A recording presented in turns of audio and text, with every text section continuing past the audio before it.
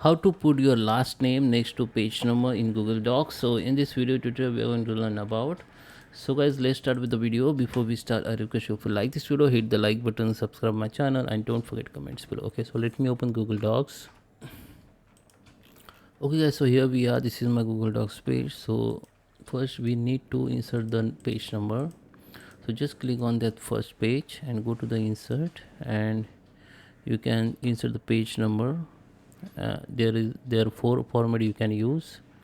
You can start page number from page number 2, or you can start page number from footer or header.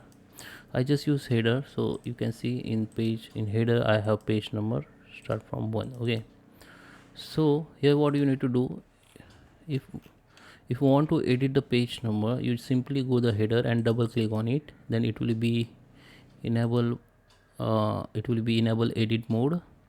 Now just click on next to that page number and type your last name or name. Okay, and just skip the space. Now you can see I have the my last name and page number. Now if I want to start with new page, I need to just put the new page. You can see the new page has by default come with name and the continuous page number, which is 2. Okay, so that is how you can put your last name on next to page number. I hope you like this video. Please subscribe me. Thank you for watching.